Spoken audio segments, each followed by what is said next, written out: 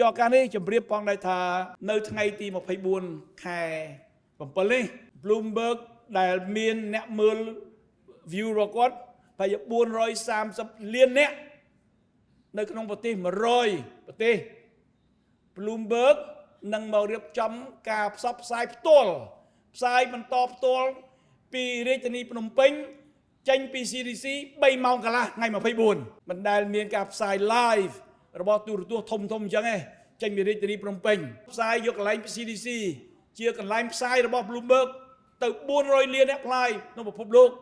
ដើម្បីយើងជួយកែមុខមាត់ប្រទេសជាតិយើងនេះបាទអញ្ចឹងសម្ដេចធិបតីលោកបានឯកភាពសម្ភាសនៅថ្ងៃទី23ខ្ញុំធ្វើថ្ងៃ24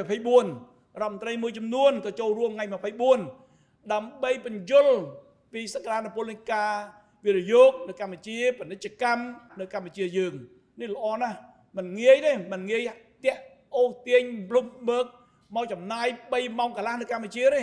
បាទប៉ុន្តែយើងធ្វើបានយើងខិតខំប្រឹងប្រែងដើម្បីតាក់ទាញអ្នកវិនិយោគហើយបានធ្វើម៉េចកែមុខមាត់ប្រទេសជាតិយើងទាំងអស់គ្នាដឹងហើយច្បាប់វិនិយោគយើងល្អណាស់រដ្ឋាភិបាលរបស់យើងមានសេរីភាពម៉ាក្រូសេដ្ឋកិច្ចក៏មានសេរីភាពប្រជាជនខ្មែរវ័យក្មេងច្រើនជាងគេនៅក្នុងតំបន់អាស៊ានមានទាំងអស់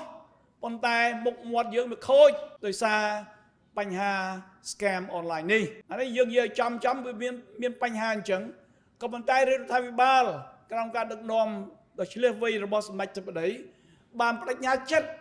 ខិតខំប្រឹងប្រែងដើម្បីលុបបំបាត់ប្រព័ន្ធនេះ scam online នេះដែលគ្មានជួយអ្វីសោះដល់ជាតិយើង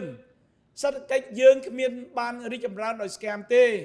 មានតែបាត់មុខមាត់ប្រទេសជាតិខូចមុខមាត់ប្រទេសជាតិពិបាកតាក់ទាញអ្នកវិនិយោគល្អមកដាក់ទុននៅកម្ពុជាពិបាកតាក់ទាញទេសចរឲ្យមកលេងកម្ពុជាប៉ុន្តែយើងកុំខ្លាចនឹងនិយាយយើងមានបញ្ហាមែនប៉ុន្តែយើងកំពុងដោះស្រាយដូច្នេះការអញ្ជើញ Bloomberg មកផ្សព្វផ្សាយពីកម្ពុជានេះគឺជាកត្តាមួយដ៏សំខាន់ក្នុងការកែមុខមាត់ប្រទេសជាតិយើង